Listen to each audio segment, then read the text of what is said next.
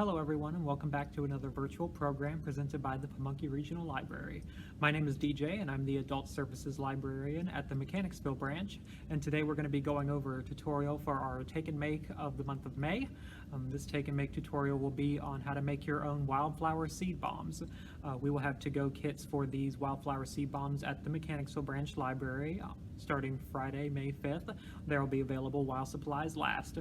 But this video is a little tutorial in case you want to make your own with your own supplies at home, and this will go over all the supplies needed that you need to provide yourself, as well as the ones that come in the to-go Take and Make kits.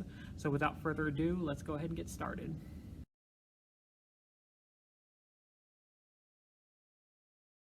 So here are all the supplies that you're going to be needing for this particular Take and Make. I'm ignoring the coffee maker and Clorox wipes and paper towels in the background. So what would be included in the to-go kits at the Mechanicsville Branch on Friday will be our soil and clay mixture, along with a packet of wildflower seeds. The one I'll be using for this example will be sunflowers, but there'll be different varieties available in the kits. Feel free to use whatever flower seeds you'd like if you're making this on your own. The clay powder is red clay, and then we have our little organic compost in here as well. You'll also be needing a plate to put your seed bombs on after you're done. You're going to need a bowl. Any kind of bowl will do. If you're making a lot, probably a larger bowl would be preferred, along with a spoon to mix your mixture, and then just some water to add to your mixture until it gets to a certain texture.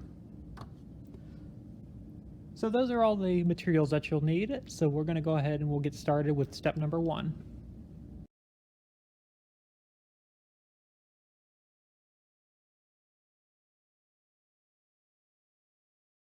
Okay, so step number 1 is just going to be mixing everything in the bowl together. We're going to be pouring in our red clay powder and soil. It's already kind of mixed together in here, but we're just going to be adding it to our bowl. Just like so. Set that to the side, and then we're going to be adding our seeds. You don't have to add all of them to it if you don't want to. If you got a smaller garden you're working on, you can just add a couple, or if you're making more, then obviously you'll probably be using the whole pack and then some.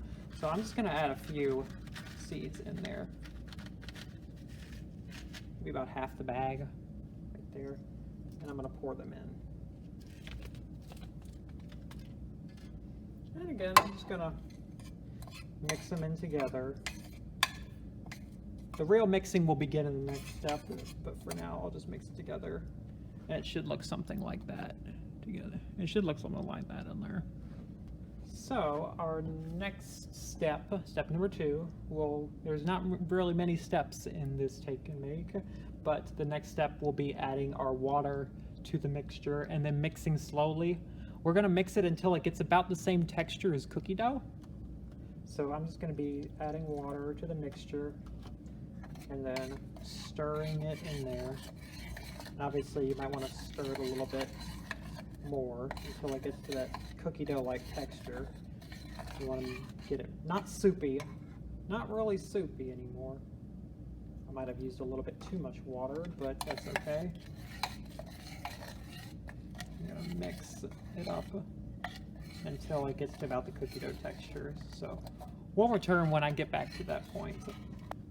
Okay, so after I did my mixture, and it did take a little bit to do because it was harder because there was such little ingredients in the bag, but a tip is to be very, very conservative with the amount of water use. Only add a teeny tiny bit if you're using that small amount, because if you use too much, it'll get really soupy and it won't come out properly. I think I might have used a little bit too much water in mine because it didn't come out completely solid, but that's okay. If you're done and it looks something like this, don't fret. But if yours comes out solid and you're able to roll it up nicely, then that's fine too. So mine came out like this. So when you're done, you should have about enough for 1 or 2. Since I use sunflower seeds, those are larger seeds, so I just went ahead and made one giant one. And after this, you wanted to let it dry and harden for about 24 hours before you're ready to throw it in there. Otherwise, it'll just be really messy and get everywhere. So really that concludes the take and make. It's pretty simple to make one of these.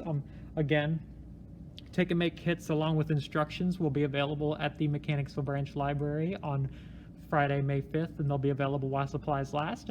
But this video is here if you wanted to use your own potting soil, red clay powder, and seeds to make your own at home. So thank you all very much for watching. We really appreciate it.